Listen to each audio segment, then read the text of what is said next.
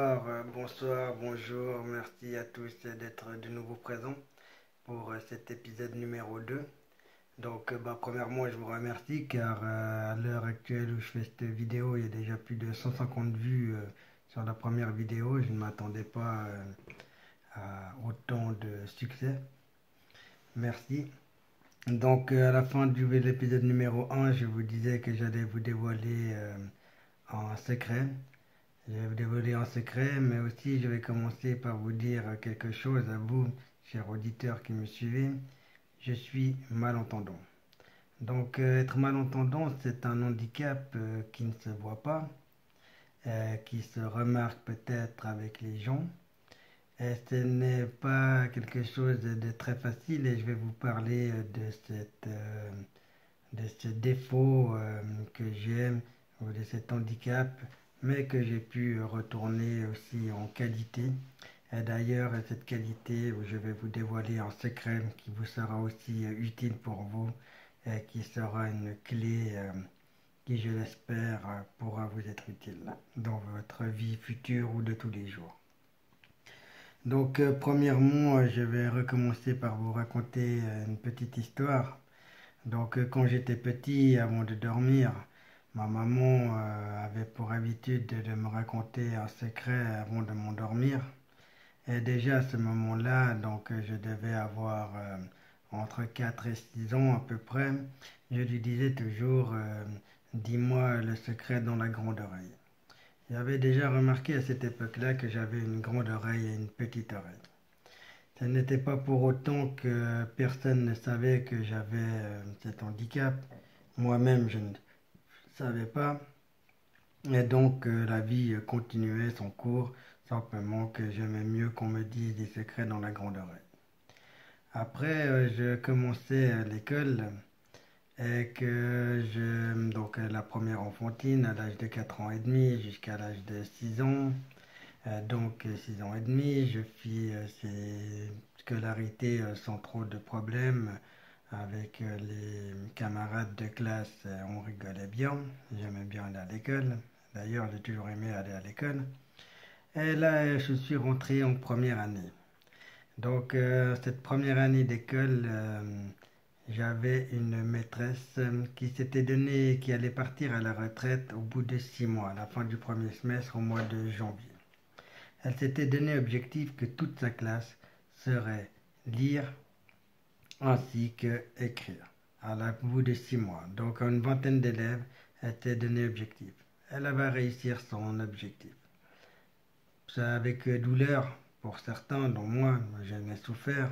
Il a fallu apprendre des syllabes, ba, bi, bo, bu, la, li, lo, lu. C'était des méthodes d'apprentissage où on faisait. Je me souviens encore qu'il y avait Lily la tortue. Tellement que je flippais d'être interrogé là-dessus que j'avais appris le texte par cœur. Comme ça, j'étais sûr de ne pas me ramasser une claque ou c'était vraiment une maîtresse à l'ancienne. Justement, elle partait à la retraite. Mais après, conclusion des choses, en 6 mois, on savions lire, enfin je dirais plutôt déchiffrer un petit texte comme Lily la tortue. Et je savais aussi écrire, j'avais eu mon statut et j'avais reçu ma plume, une plume rouge, car nous les droitiers, nous avions le droit à la plume rouge et les gauchers avaient une plume bleue. Et en 6 mois, elle avait réussi son défi. Elle avait aussi remarqué et signalé à mes parents que lors des cours de musique, j'avais un peu des problèmes de musicalité ainsi que de tempo, et que lors des dictées, il y avait parfois certains mots que j'inventais ou que j'adaptais parce que simplement que je ne les entendais pas ou ne les comprenais pas.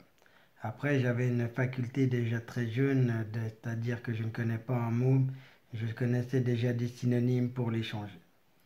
Donc ça, c'était aussi une qualité que j'ai développée après par la suite avec la lecture. Suite à ces remarques de cette maîtresse qui avait peut-être soumis à mes parents que j'avais un problème de d'ouïe, je suis allé chez un ORL. De là, j'ai fait des tests, j'avais effectivement un problème de d'ouïe. De ça, j'ai fait des scanners. Et puis, ce fut la panique familiale car Il pensait au début que j'avais une tumeur, car il faut savoir que mon défaut, en fait, de mon oreille gauche, mon cordon auriculaire gauche n'est pas collé. Et donc, conclusion de tous ces tests, j'étais donc sourd, je le suis toujours sourd, surdité totale de l'oreille gauche, et j'ai quelques sons que je n'entends pas de l'oreille droite. C'est-à-dire que c'est fut quand même un peu dans la famille une panique, mais nous avons su surmonter la chose. Et aussi grâce au bon sens de ce médecin qui en fait a fait un préavis favorable pour ma vue scolaire, a décidé de ne pas me mettre en école spécialisée, mais que je devais continuer dans les écoles le cursus normal, car que du fait que j'avais déjà fait 2 ans et demi d'adaptation dans le système et déjà toute ma vie, en fin de compte, moi-même je ne savais pas que j'entendais pas, mon entourage ne savait pas que j'entendais pas, on m'a toujours considéré comme quelqu'un de normal. Donc de ce fait-là, cela m'a aidé à ne pas me sentir différent et qu'on fasse plus d'efforts pour moi ou quoi que ce soit. Donc, suite à tout ça, la seule prescription que ce médecin me donna, c'était donc de porter des appareils auditifs lors des cours. Donc, je portais un appareil auditif à cette époque-là, depuis la première année jusqu'à la fin de mon gymnase. Après la fin de mon gymnase, et donc presque 16 ans, je n'ai plus porté d'appareil auditif. Je n'ai remis lorsque je me suis marié parce que je remercie ma femme à remarquer que j'avais peut-être des problèmes d'ouïe. Effectivement, elle avait bien vu. C'est vrai que quand on côtoie quelqu'un de plus proche, peut-être que certains mots et certaines choses ne s'entendent pas aussi bien. Après, je la remercie parce que là aussi, j'ai plaisir à aller me promener dans la forêt, à entendre le bruit des oiseaux, entendre un chien aboyer au loin. Cela aussi m'a permis de m'aider dans l'apprentissage de la conduite, d'entendre le moteur, d'entendre certains sons que je n'entendais pas. D'autres sont un peu plus désagréables. Mais bon, ça fait partie de la vie. Si on entend aussi bien les jolis sons que les sons un peu moins agréables.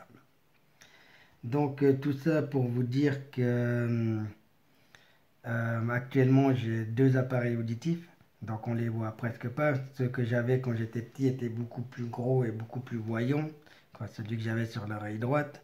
Puisque mon oreille gauche est complètement sourde, ça ne servait à rien de mettre un appareil dessus. Maintenant j'ai 2 appareils car en 30 ans l'évolution de ces appareils auditifs a évolué. Donc sur mon oreille gauche, j'ai en fait un micro et ce micro répertorie les sons sur mon oreille droite. Donc c'est-à-dire que ça me permet d'avoir avec 2 appareils de tout mettre sur l'oreille droite. Et donc de ce problème-là, pour pas que je me sente exclu de la société, et aussi dans une question de survie, j'ai dû adapter et développer des stratégies. Donc des stratégies comme par exemple lorsque je suis en groupe ou bien quand j'étais en classe, je me mettais toujours tout devant à gauche. Ou si je suis à une table, quand on doit manger avec des gens, j'essaye de me mettre toujours le plus à gauche de la table pour avoir le plus grand champ de mon audition sur l'oreille droite. J'ai aussi développé avec le temps, et ce sont des choses que j'utilise encore de tous les jours. D'ailleurs, c'est là le secret que je vais vous dévoiler dans cette vidéo. C'est donc l'écoute active. C'est-à-dire que toujours quand on me pose une question ou quand je discute, je reformule ce que la personne me dit. Et donc de ce fait-là, cela permet d'avoir une meilleure communication.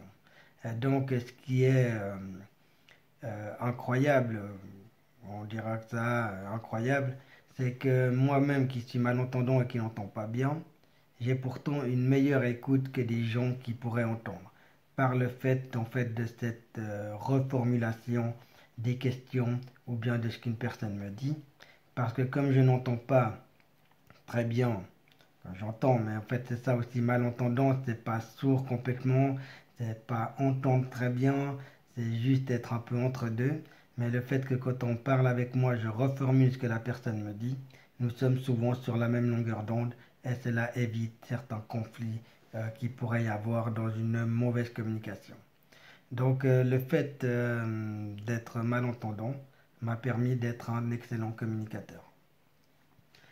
Alors, c'est aussi développé très jeune en fait mon attrait pour la lecture parce que j'aimais beaucoup lire. Le fait de lire me permettait d'être avec moi-même seul, de ne pas devoir me confronter à d'autres personnes et de faire travailler mon imagination.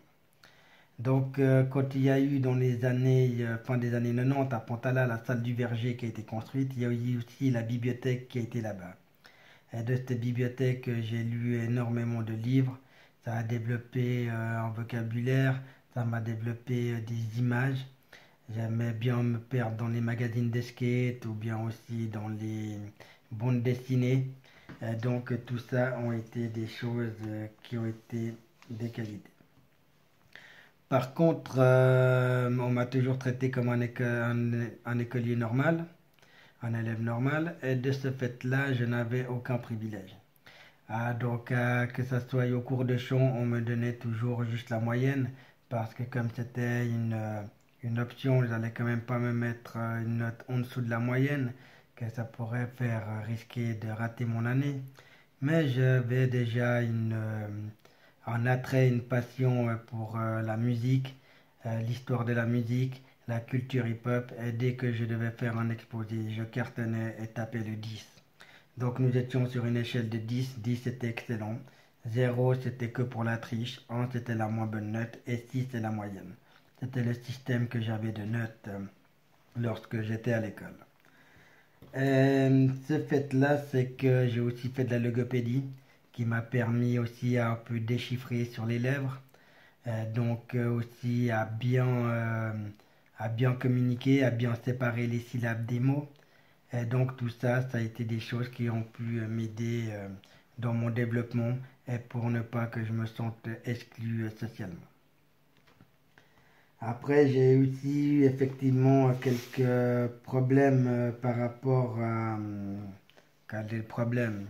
J'ai eu plus de peine, c'était lors de l'apprentissage des langues. Bien que j'ai dû apprendre l'allemand avec Hans und Lieselotte. Mais ça m'a quand même donné un avantage, c'est que contrairement à mes camarades qui devaient apprendre des lections simplement par l'oral, moi j'avais le droit au support de cours avec les dialogues écrits. Donc cela me donnait un léger avantage lors de l'apprentissage de l'allemand. Mais les langues n'ont jamais été mon fort. Après, ce que je me donnais aussi comme excuse, j'entends pas très bien, j'apprends moins bien, j'avais assuré une moyenne, ça je ne peux pas le dire. Après, j'ai toujours aimé étudier, j'ai toujours aimé aller à l'école. Et puis, pour ma vie, ensuite, dans ma vie, lorsque j'ai voyagé et tout ça, j'ai vu que mes notions d'anglais et d'allemand étaient quand même dans la moyenne. Je me débrouillais dans ces langues. Mais c'est pas, il me faut, pourtant j'ai aussi d'autres projets d'apprendre d'autres langues. Il me faut des professeurs qui soient pédagogues très patients. J'ai aussi fait des cours d'anglais quelques années plus tard avec un professeur qui était très très patient et sur lequel je pouvais sentir les sons sur sa gorge ou bien certains sons me faire sentir s'il y avait de l'air qui était soufflé sur la main ou bien non pour que je puisse reproduire des sons que je n'entends pas simplement en imitant ce que la gorge ou la langue fait et cela me permet de développer ça. Après dire depuis 3 ans que je mets des appareils auditifs, quand je suis allé en Allemagne ou que j'ai revoyagé, j'ai vu quand même que j'entendais mieux et que c'était quand même plus facile d'apprendre une langue quand on entend mieux, ou même pour avoir regardé des séries ou des films en anglais. J'étais étonné en fin de compte de comprendre bien plus que ce que j'entendais que quand je n'étais pas appareillé. Donc là, remerciement à ma femme de m'avoir un peu forcé, mais je ne regrette pas du tout maintenant de porter ces appareils auditifs. D'ailleurs, si j'avais des problèmes d'ouïe, ça vaut la peine quand même bien entendre. C'est quand même cool, quoi. C'est bien mon avantage. Donc voilà pour ce deuxième épisode. Je crois que j'ai fait le tour de tout ce que je devais dire. J'espère que ça vous plaît toujours autant. Sur l'épisode numéro 3, nous allons parler plus de ma passion, de mes passions, de ce qui a fait que j'ai développé différentes choses et que mon attrait pour l'associatif. Et puis voilà, je vous souhaite une excellente soirée, ou une excellente journée, ou un excellent après-midi. Je ne sais pas à quel moment vous regardez cette vidéo. En tout cas, me concernant, ça me fait plaisir de m'exprimer. J'avais un peu le tract au début de faire ces vidéos. Après, je vous l'ai dit parce que pour moi, c'est aussi quelque chose de nouveau. Je me lance, ce n'est pas une zone de confort. Mais bon, c'est comme ça aussi dans la vie. Parfois, il faut sortir de sa zone de confort pour aller plus loin. Donc, ce qu'on pourrait retenir, c'est que malgré que nous pouvons tous avoir des défauts ou partir avec un handicap dans la vie, il faut jamais baisser les bras et toujours pouvoir s'adapter et trouver des stratégies afin de pouvoir aller le plus loin, s'en sortir et de se faire une vie dans laquelle nous soyons le plus en confort possible. D'où l'importance pour atteindre le confort de sortir de notre zone de confort. Alors, je vous souhaite une excellente, voilà, je crois que j'ai déjà dit, je vous souhaite tout le meilleur, tout, tout le mieux pour vous, surtout en cette période de confinement où plus de la moitié de la planète est confinée chez elle. Prenez soin des vôtres, de ceux que vous aimez, et on se redit à tout bientôt pour un épisode 3. Prenez soin de vous, bye bye et au plaisir.